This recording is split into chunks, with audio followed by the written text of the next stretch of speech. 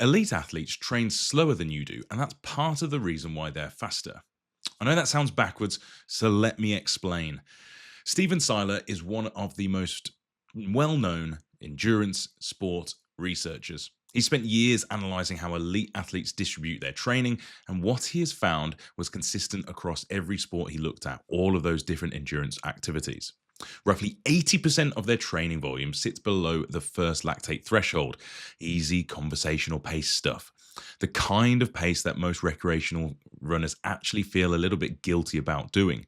The remaining 20% is genuinely hard, race pace and above, nothing in the middle. This is that 80-20 rule that you have no doubt heard of. Now, this model is known as polarized training, and the research backing it is substantial. Seiler, Kurland, they've published a foundational paper in the Scandinavian Journal of Medicine and Sport Science back in 2006, and the research has only grown since. But here's the problem. I see every single week when people start training with me, they're not there running at 80 and 20 for their conversational and their really hard stuff. They're actually training in the middle, the murky stuff, 70% effort levels, what the research calls the gray zone. Too fast to build a genuine aerobic base to boost their capillarization, but too slow to actually develop real speed. So it feels like they're working very hard, but getting very, very little adaptation in itself. Seiler himself described threshold training as, I'm going to paraphrase here, but too much pain for too little gain. The Kenyan marathon runners, some of the most successful distance runners in history, I'm sure you're aware of that already. They were analysed in a case study that showed the majority of their kilometres run were actually done so below marathon pace, not at marathon pace, below it. Now, bear in mind that they are actually running enormous volumes of training, so perhaps they have a little bit of a skewed distribution, therefore, because of the severe amount of mileage that they're accruing, gives them more flexibility.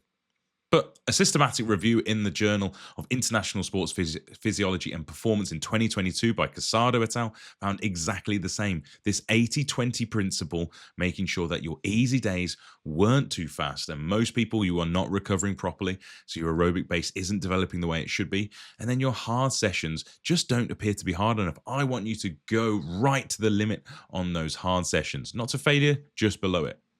The fix, therefore, is simple, but it's uncomfortable. Slow down on the days you're meant to go slow, and then when it's time to go hard, really go hard.